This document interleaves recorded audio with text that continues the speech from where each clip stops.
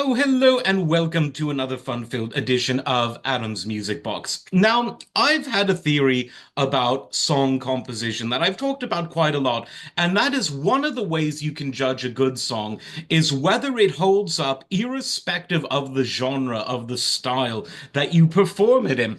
So if you can have a song and let's say do a jazz version and do sort of a straight ahead classic pop version and do a disco version or a hard rock version or a reggae version, that is a damn good song. It holds up between genres. And not every song can do it, but some of the great ones can.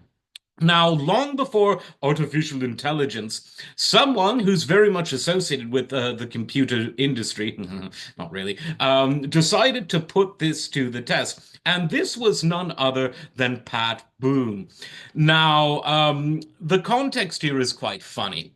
For those of you who don't know, Pat Boone is still very much alive. He's still performing, although he's 90 years old.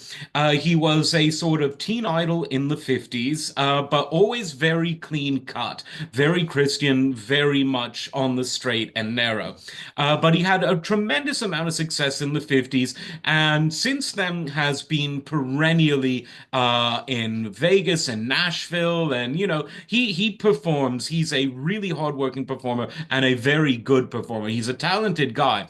But one genre that you would not associate him with in any sense is hard rock and heavy metal.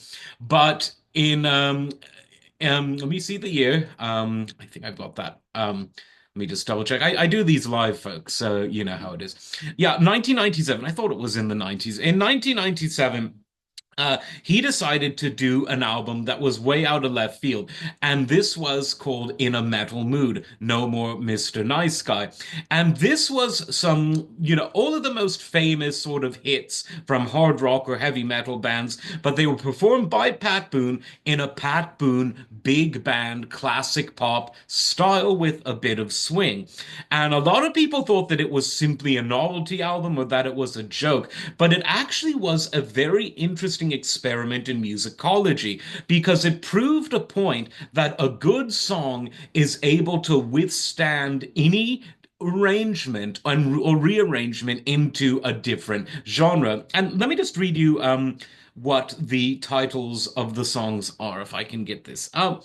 I'm just going to read all of them because it's a really interesting study in just what makes a good song. Mind you, and you can listen to this on Spotify and all the others, I encourage you to do so.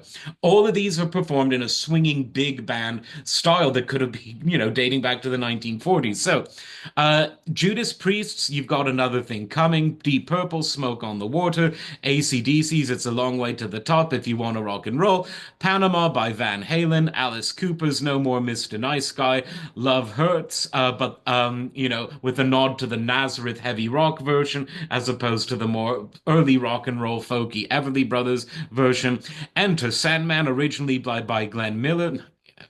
Metallica, of course. Holy Diver, originally by Benny Goodman, or Dio, as it were. Paradise City, Guns N' Roses. The Wind Cries Mary by Jimmy. Crazy Train by Ozzy. And of course, Stairway to Heaven, that song that you can hear at this very moment in a guitar center near you. And the album surprised a lot of people because everyone was expecting it to kind of be a joke or a gag or, something stupid, but it was actually very serious. Pat Boone didn't make a joke of it. He sung the songs really, really well.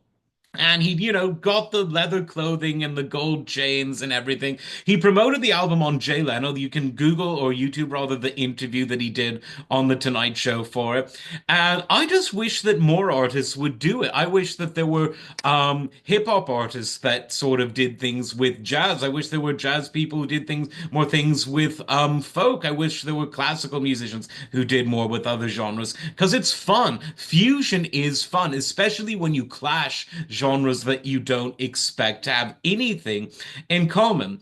Now, this album, again, long before anyone in the mainstream had heard of the term AI. But now you have an entire genre of AI generated music that does just that. And some are better than others, but what I've noticed is that most of it just takes the lyrics to one song and puts it to a generic track from the genre you're mixing it with. So, for instance, one of my favorites out there, just because it's the Clash is so fun, it's Tupac's "Hit 'Em Up," which, if you don't know, it's one of the more violent and explicit diss tracks of the East Coast West Coast hip hop wars, and it's set to a sort of doo-wop song. So think Mr. Speedo by the Cadillacs, only the lyrics are Tupac talking about doing things to Biggie's wife. Which we probably, maybe we can't say them on YouTube. It's a new era, isn't it? Free speech is back. Hopefully. But there you go. But the problem with those is the music is generic. What would be really interesting, and I'm sure this might happen, is if AI were to get to a stage where it could compose something musically sophisticated to pair with the lyrics of another album, a kind of AI mashup. And of course, there are lots of human musicians doing interesting things. There's a guy from somewhere in Sweden, Finland, Denmark, or Norway. I know those aren't all the same country. Somewhere up there. And he does these things where, like, what if Metallica did an ABBA song, and what if Megadeth did an Elton John song, and it's really fun.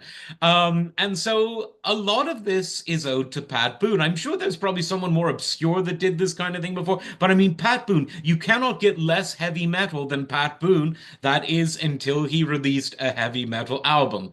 Sort of. Listen to it. You'll find it interesting. Like, subscribe. We'll see you next time. Take care.